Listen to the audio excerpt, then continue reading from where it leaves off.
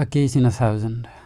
Surgeon Bohr operated with the utmost success on a boy called Bray, who had been brought to him suffering from tubercular glands in the neck, since when the boy showed an unfathomable tendency to sink, and did in fact begin to sink.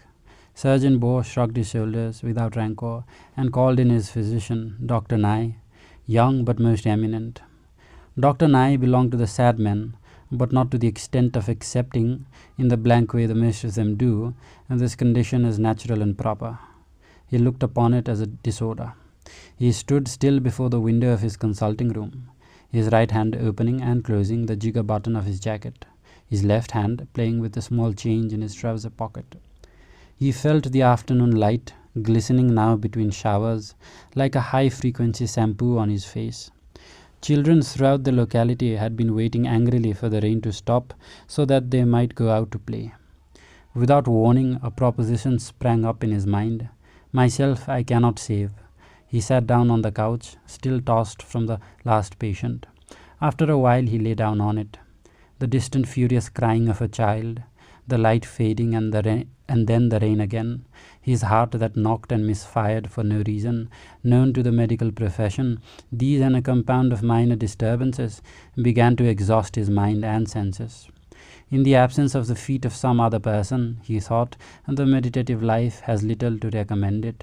His distress was interrupted by Surgeon Bohr on the telephone.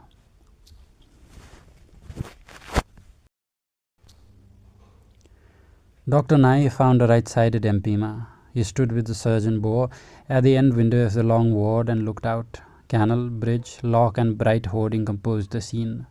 3 groups had gathered, one on the bridge and one on either bank, to watch a barge pass through the lock. Detached from the far group, paying no heed to the maneuver, holding up an umbrella as though oblivious of the fine interval, a large woman stood looking up at the hospital. "Mrs. Bray," said Surgeon Bohr. Sister came up to tell Surgeon Bohr he was wanted. "Tell Dr. Nye the Mother Bray saga," he said, and went away. Already the barge was working clear of the dock. The group on the bridge had crossed over to the other parapet, with the result, most pleasing to Dr. Nye, that where formerly he had seen their faces, now he enjoyed a clear view of their buttocks, male and female. The groups on the banks had passed out of sight under the bridge.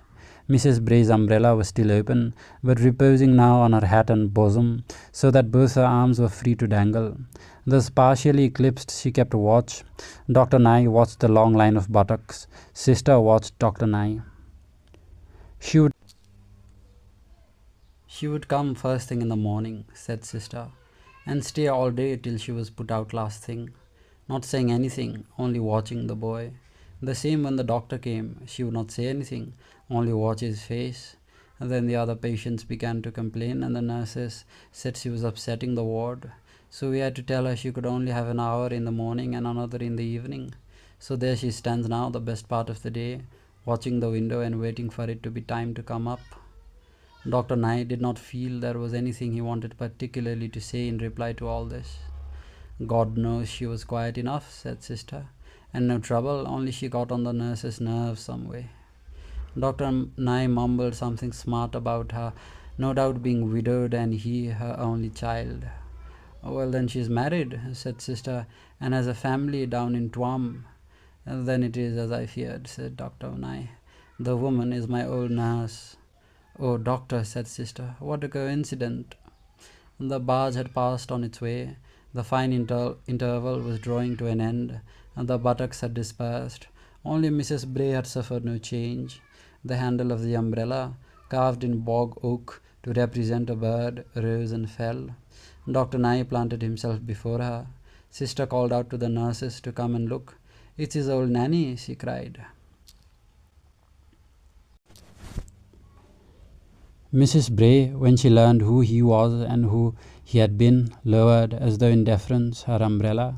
He was troubled to find that of the woman whom as a baby and small boy he had adored, nothing remained but the strawberry mottle of the nose and the breath smelling heavily of clove and peppermint. He took her arm, and they walked up and down, to and fro, between the bridge and her station. The conversation turned first on her son. "He has turned the corner," said Dr. Nye, but did not make it clear in what direction. Then it passed to the good old days.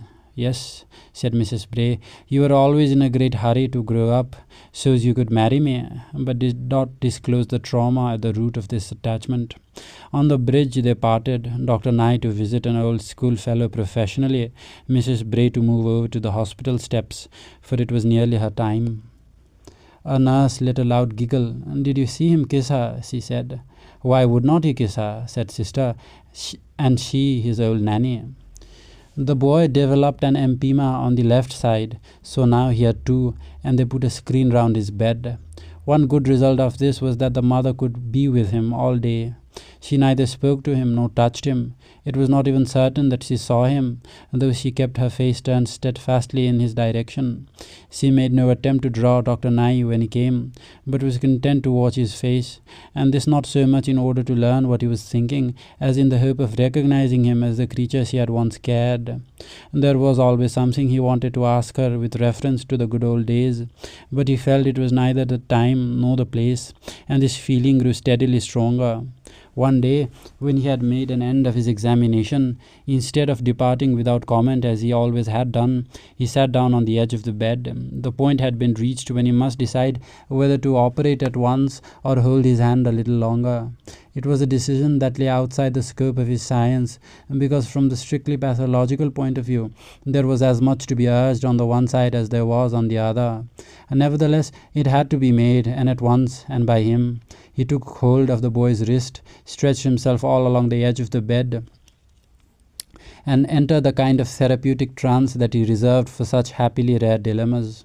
Mrs. Bray, noting the expression, at once aghast and rapt, that overcame his face, was moved in a number of ways: to trouble at such dissolution of feature, to gratification that at last she saw him as she could remember him, to shame as the memory grew defined, to embarrassment as though she were intruding on a privacy or a face asleep. She forced herself to look at her son instead, and then, very sensibly, she closed her eyes altogether. Sister peeped round the corner of the screen and surveyed the tableau. As soon as it began to show signs of coming to life, she advanced with great heartiness, craving loudly to be of service. She received no encouragement, not the slightest. She went, having seen what she had seen. Little by little, Dr. Nye reintegrated his pathological outlook.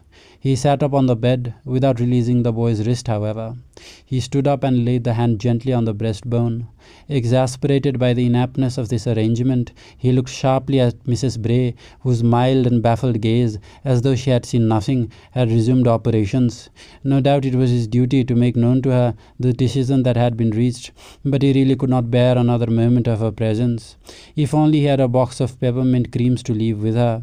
Mrs. Bray again closed her eyes as she felt the imposition too pregnant for words of his hand on the crown of her hat, which nothing could ever induce her to leave off, the rapid flutter of his fingers down her cheek, the ineffable chuck to her dewlap.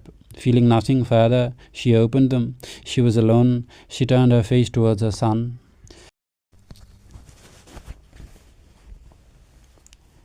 Surgeon Bow operated. The boy's lung collapsed and he died. Mrs. Bray suddenly found her tongue and thanked Dr. Nye for all he had done. Dr. Nye tried hard to recapture the sensation which, as a medical student, he had experienced when a baby died under his hand, just as he had it nicely spitted for a lumbar puncture. He succeeded up to a point. The blush gathered together like a wave in his entrails, sweeping aloft and breaking in his heart. This much at least he was permitted to reenact. He realized that she had quite done thanking him, also that he could not hope to reproduce that profound blush in her honor, yet somehow he did not seem able to get away from her. So they remained together for a time in silence, making great efforts to speak up their minds, and then they gave it up and parted.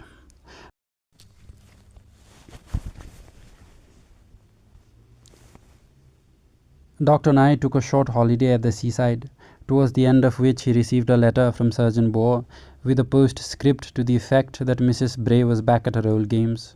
Dr. Nye had supposed her back in Tuam. He took the first train up to town and went straight to the hospital. "What do you mean?" he said to Surgeon Boer. "Back at her old games?" Surgeon Boer turned to Sister. "Has she come on duty yet?" he said. Sister looked at her watch. She should be due any minute now, she said. They went up to the long ward and stood at the end window. There was no sign of Mrs. Bray, but before long she came into view, carrying the umbrella and a shooting stick. This she opened and plunged into the earth of the towing path. Then she sat down and cocked up her face at the hospital. Ever since the funeral, said Sister. Dr. Nye set out on his rounds. At 1 o'clock the news came through that Mrs. Bray, having eaten an orange, was walking up and down between the bridge and the stick. A little later, that she was again in position. Finally, about lighting up time, that she was making ready to go. Dr. Nye dropped what he was doing, happily nothing very important, and hastened out to intercept her. On the bridge they met face to face. They moved into a recess in the parapet out of the noise.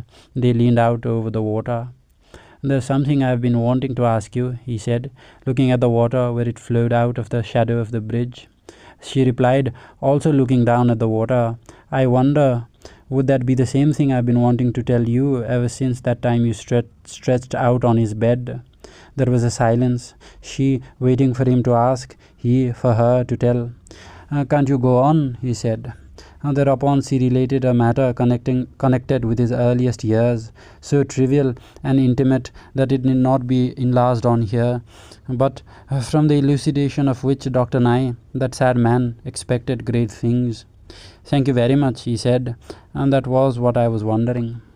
They watched the water flowing out of the shadow a little longer, and then she said she must be going. Dr. Nye took a box out of his pocket. I brought you a few peppermint creams, he said. So they parted, Mrs. Bray to go and pack up her things and the dead boy's things, Dr. Nye to carry out Wasserman's test on an old schoolfellow.